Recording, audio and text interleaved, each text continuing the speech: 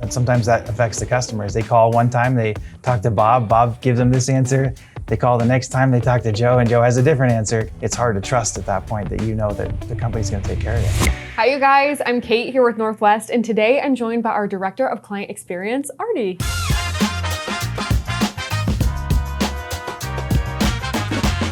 Artie, from your perspective, where does the customer experience usually start breaking down? Yeah, a lot of times it happens behind the scenes.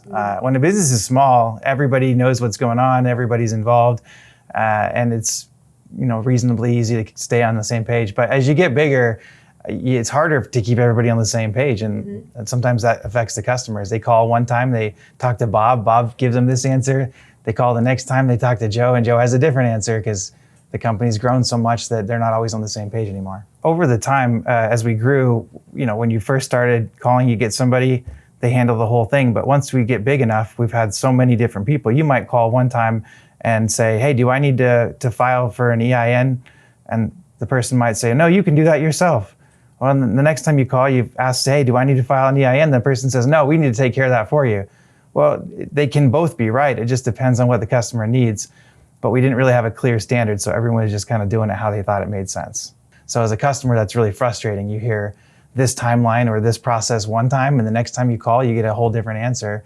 It's hard to trust at that point that you know that the company's gonna take care of you. We really had to go back to every one of those situations and determine a standard. What is the actual standard? What's the outcome we want for our customers? And work backwards from that outcome. And then document that in one place so that everybody can see it, so that no matter what customer is asking, what question, we have one source that we can all go to and really unify that answer. We should make sure that the answer every time is consistent. That's the right way to do it, because then it's not about preference or this person likes to do it this way, this person likes to do that. It's what is the absolute best outcome for our customer? Let's work backwards from that and make sure our solutions are absolutely aligned. Okay, so once you had that central source of knowledge, how did that affect your team and how did that affect your client interactions? It really made it easier for everybody, because instead of everyone having to come up with what they thought was the best answer on the spot, they could go to the source, give a consistent answer that they know is right. It gives us confidence when we're talking to customers, and it gives customers confidence knowing that they're going to get a consistent answer from someone who actually understands what's going on. All right. Did you know that before I was a business guide, I was a meteorologist? And did you know that lightning actually travels from the ground up? I know we all see it as from the cloud down, but that's not how it happens. A little negative charge from the cloud comes all the way down to the ground. And then a positive charge at the ground shoots back up into the cloud, giving us lightning. But we see it the other way.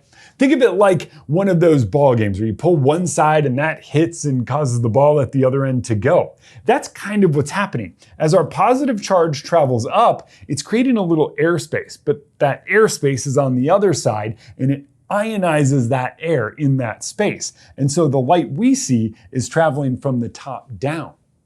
All right, back to the interview. So what change can someone watching this make today to make their internal communication with their team a lot clearer? Pick a question that is confusing to your customers or your employees. Ask a few people how they would answer it. If you're getting different answers, you already know you have a place where there's some, area of opportunity for you. So take that and find out what is the ideal outcome. Make the decision as the owner and make sure that you communicate that in one place your whole team can reference it. And that way your answers are always going to be the same. Your customers are going to thank you. Artie, thank you so much for sitting down with us today. If you like this video, hit subscribe. And if you have more questions about scaling your business, leave them in the comment section below and we'll bring on another Northwest expert to answer it. See you next time.